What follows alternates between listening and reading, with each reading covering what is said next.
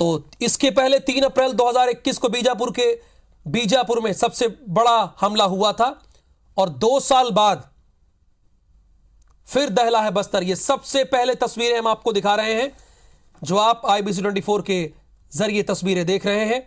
हमारे 10 पुलिसकर्मी शहीद हो गए। ये जवान डिस्ट्रिक्ट रिजर्व गार्ड के थे। इनके अलावा इनकी गाड़ी के ड्राइवर की भी हमले में मौत हुई है। इनकी टीम बारिश में फंसे सुरक्षा बलों को रेस्क्यू करने जा रही थी, तब यह हुआ है। इसी दौरान नक्सलियों ने IED ब्लास्ट में पुलिसकर्मियों का वाहन उड़ा दिया, परखच्चे उड़ गए वाहन के।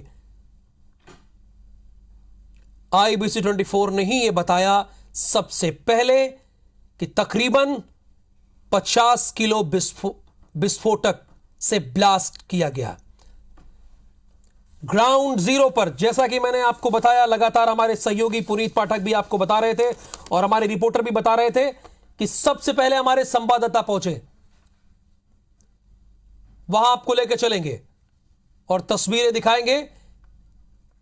और वेद प्रकाश संगम इस वक्त हमारे साथ खुद फोन लाइन पर जुड़े हैं, जिन्होंने सबसे पहले नक्सली हमले की तस्वीरें दिखाई। मैंने कहा कि यह उतना आसान नहीं था जब नक्सली हमला हुआ।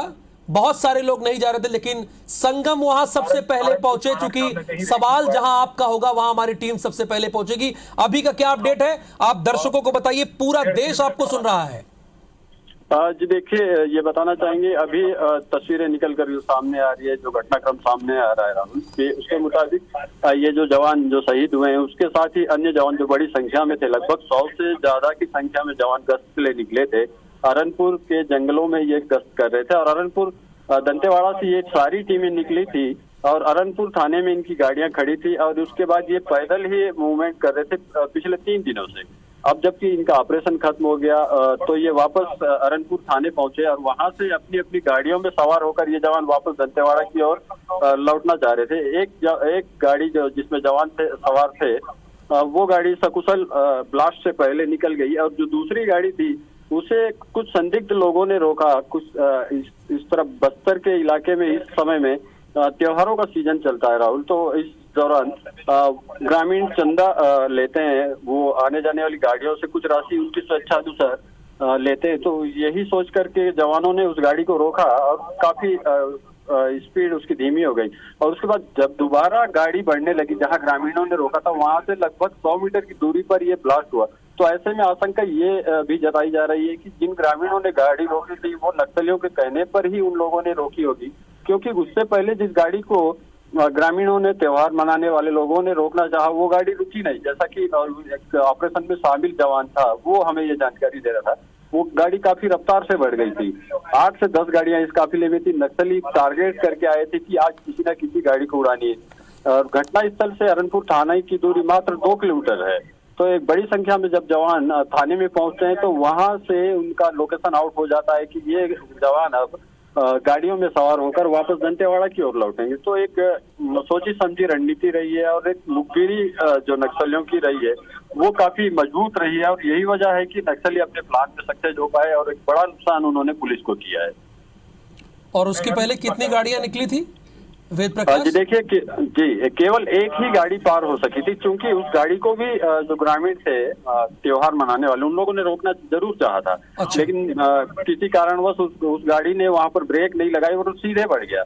और इसके बाद जब दूसरी गाड़ी जिसमें नक्सलियों ने ब्लास्ट किया वो गाड़ी वहां पर रुकी और ग्रामीणों से बातचीत करने के बाद दोबारा बढ़ने लगी। तो जो गाड़ी बताई जा रही है वो अचानक से स्पीड इतनी तेजी से नहीं पाती। ऐसे में नक्सलियों ने इसका भरपूर फायदा हुआ। जैसे ही वो गाड़ी धीरे धीरे आगे बढ़ने लगी, लगभग 100 मीटर दूर जहां पर ग्रामीण मौजूद थे उस जगह पर नक्सलियों ने इस बड़ी घटना को अंजाम दिया। जबकि तो एक बड़ा अपडेट है, जैसा कि हमारे संवाददाता भी लगातार बता रहे हैं, वो अपडेट आपको देना बहुत जरूरी है। एक बड़ा अपडेट, DRG के काफिले की गाड़ी नंबर 2 को निशाना बनाया गया, जो अभी वेद प्रकाश बता भी रहे थे। हमले से पहले DRG की गाड़ी को रोका गया था। हमले से पहले DRG की गाड़ी को रोका गया था। गाड़ी की रफ्तार धीमी होते ही यह धमाका हुआ। और इसमें एक अपडेट आप और कीजिएगा, एक अपडेट और आप लीजिएगा, जैसा कि हमारे संवाददाता बता रहे हैं कि ये त्योहारों का सीजन चल रहा है। चूंकि तो DRG के जवानों ने यह सोचा कि कोई चंदा लेने के लिए रोक रहा है, वो रुके गाड़ी, पहली गाड़ी को रोका गया तो वो गाड़ी नहीं रुकी, आगे बढ़ जाती है। फिर दूसरी गाड़ी को जब रोका जाता है वो गाड़ी रुकती है और वहां से 100 मीटर आगे बढ़ती है। वेद प्रकाश, मैं ठीक बता रहा हूं? 100 मीटर आगे बढ़ती है, उसके बाद हादसा हुआ है। जी हाँ, बिल्कुल आप सही कह रहे हैं। 100 मीटर दूरी पे ही ये हादसा हुआ है। जहां से रोका गया उन लोगों ने रोका, गांव के लोगों ने। जी हाँ, क्योंकि ग्रामीण इस समय अपने अपने गाँव में त्योहार मनाते हैं और इसके लिए वो आने जाने वाले वाहनों से, ग्रामीणों से चंदा लेते हैं। उनकी स्वेच्छानुसार वो राशि लेते हैं, 5 रुपए 10 रुपए। तो इस गाड़ी को भी उन ग्रामीणों ने रोकना चाहा, पर जो पहली गाड़ी थी वो रुकी नहीं और दूसरे नंबर की गाड़ी रुकी और कुछ सेकंड रुकने के बाद वो गाड़ी दोबारा आगे बढ़ी। तो ऐसे में स्पीड उसकी धीमी होनी लाजमी है और स्पीड धीमी होते ही नक्सलियों का टारगेट जो है वो बिल्कुल सटीक बैठा और इसी के नतीजा है कि आज जो जवान तो एक अपडेट हमारे संवाददाता वेद प्रकाश ने सबसे पहले दिया है, वो आपको बता दें। अपडेट यह है कि गाड़ी नंबर 2 को टारगेट किया है। जरा ध्यान से सुन लीजिएगा सभी लोग, गाड़ी नंबर 2 को टारगेट किया गया है और चूंकि उस इलाके में त्योहारों का सीजन चल रहा है तो हमारे जवानों को लगा कि ये गांव के लोग हैं और वो गांव के लोग ही थे, जैसा कि एक जवान से बातचीत के आधार पर वेद प्रकाश ये बात बता रहे हैं। चलिए कोई बात नहीं। और वहां से जब 100 मीटर आगे बढ़ती है गाड़ी, 100 मीटर आगे बढ़ती है, और हालांकि ये तो जांच का विषय है कि वो कौन लोग थे। फिलहाल जब 100 मीटर गाड़ी आगे बढ़ती है तो एक बड़ा धमाका हो जाता है और वो गाड़ी नंबर 2 थी, दूसरी गाड़ी थी।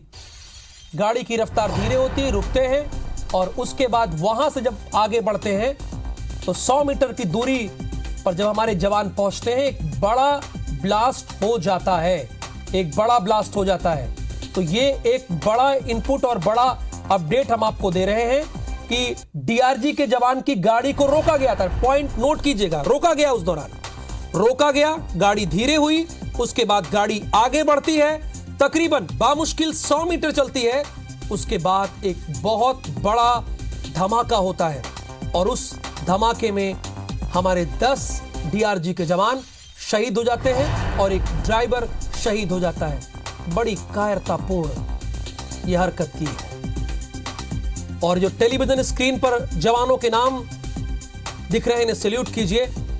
शहीद हुए हैं राजू राम, जयराम, ये हमारे जवान थे जो अपनी जान की बाजी लगाकर इन्होंने ड्यूटी की और अब हमारे बीच नहीं रहे, लेकिन हमेशा रहेंगे। धनीराम यादव निजी वाहन चालक थे ये। जोगा सोडी प्रधान आरक्षक थे। मुन्ना राम ये प्रधान आरक्षक थे। संतोष तामो ये भी प्रधान आरक्षक थे, लगातार हम आपको बता रहे हैं। दुलगो मंडावी ये 9 आरक्षक थे। लखमू मरकाम ये 9 आरक्षक थे। जोगा कवासी ये 9 आरक्षक थे। हरिराम मंडावी 9 आरक्षक थे।